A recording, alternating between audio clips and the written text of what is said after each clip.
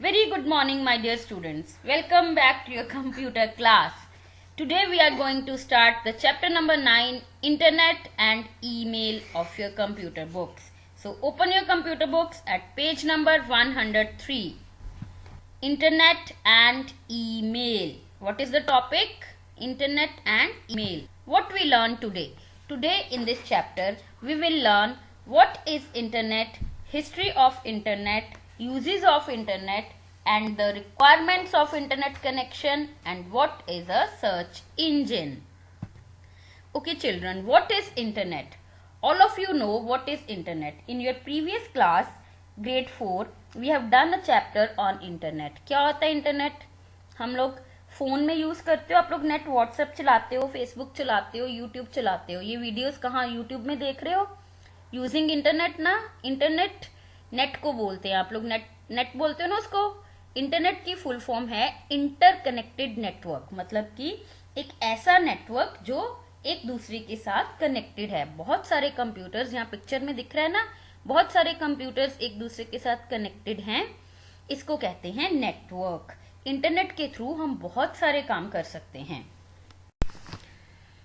History of the internet. History मतलब कि internet की का इतिहास क्या है, ये कहाँ से शुरू हुआ, कब शुरू हुआ. ये शुरू हुआ था 1960s, लेट 1960s में, मतलब 1969 में. इन 1969 यूएस के डिफेंस डिपार्टमेंट ने ARPANET बनाया, advanced research projects agency network, that was made for sharing information on research and development in science and technology.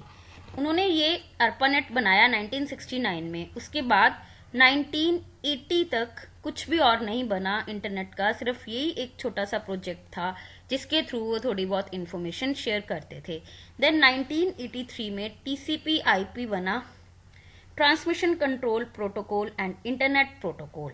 तो उसके बाद फिर 1990 में टिम बर्नर्स-ली ने वर्ल्ड वाइड वेब बनाया, तो जिसके बाद इंटरनेट थोड़ा कॉमन होना शुरू हुआ. तो 1990s में एंड देन 2000 के बाद तो it becomes so much common and popular, everybody started to use it in India also. फिर डेस्कटॉप कंप्यूटर्स आए, सुपर कंप्यूटर्स होते थे पहले, फिर मिनी कंप्यूटर्स होते थे, फिर डेस्कटॉप कंप्यूटर्स आए, तो this become easy to use.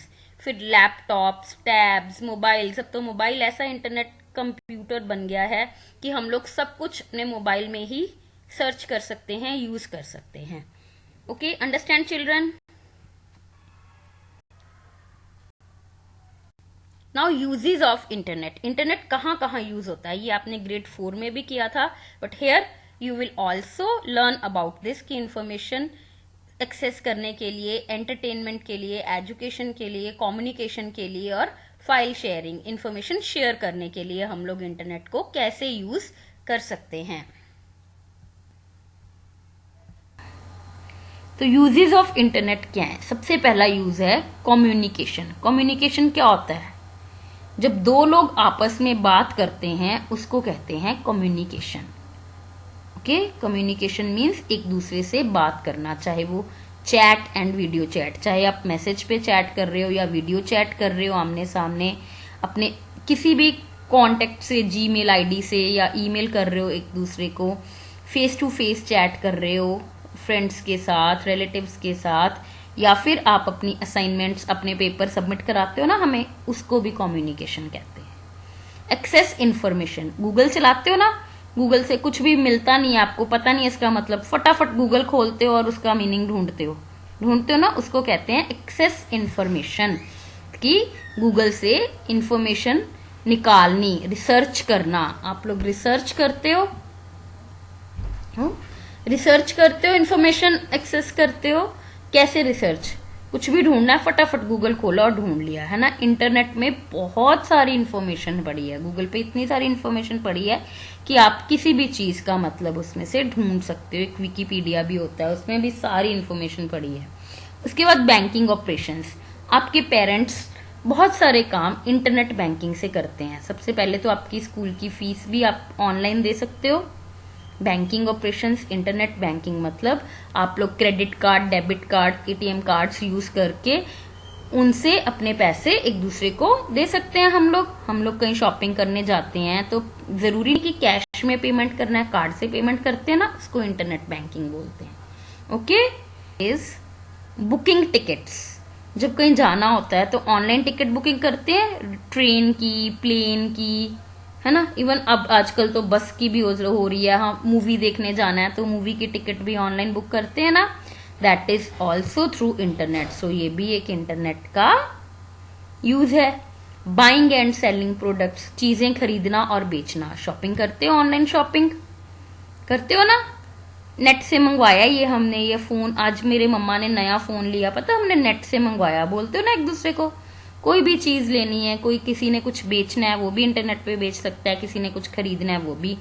Entertainment, entertainment जैसे आप लोग, एक तो ये चैटिंग वगैरह, दिस इज ऑल्सो एंटरटेनमेंट। उसके बाद आप लोग अपना कोई फेवरेट शो देखना चाहते हो, यूट्यूब पे देखते हो, नेटफ्लिक्स पे वेब सीरीज देखते हो, फायर स्टिक चलाते हो, अमेजोन चलाते हो, है ना, कुछ भी चलाते हो, तो दीज ऑल आर, गेम्स खेलते हो, नेट पे खेलते हो ना, वो भी एंटरटेनमेंट है। Okay, use of internet. Internet connection के लिए हमारी कुछ रिक्वायरमेंट्स होती हैं। What are the requirements for connection with internet? अब आपके पास मोबाइल है लेकिन आपने उसमें इंटरनेट कनेक्शन नहीं डलवाया तो इंटरनेट नहीं चलेगा ना, और लैपटॉप में भी इंटरनेट नहीं चलेगा अगर वाईफाई से उसको कनेक्ट नहीं करोगे। तो उसके लिए जो कंडीशंस हैं, कुछ रिक्वायरमेंट्स हैं, वो क्या हैं? एक तो पीसी, कंप्यूटर चाहिए या फिर मोबाइल चाहिए, एक डिवाइस तो चाहिए ना हमें जिसपे हम इंटरनेट चला सकते हैं। सॉफ्टवेयर भी चाहिए, उसमें विंडो चाहिए या फिर एंड्रॉयड, कुछ तो हो तभी वो हमारा इंटरनेट चलेगा या फिर डिवाइस चलेगा। Then the main requirement for the internet is modem. Modem क्या होता है? Modulator, demodulator. मॉडम की फुल फॉर्म क्या है? Modulator, demodulator. See at the page number 104 of your book. Modem stands for modulator, demodulator. यहाँ पे modem की picture भी बनी है।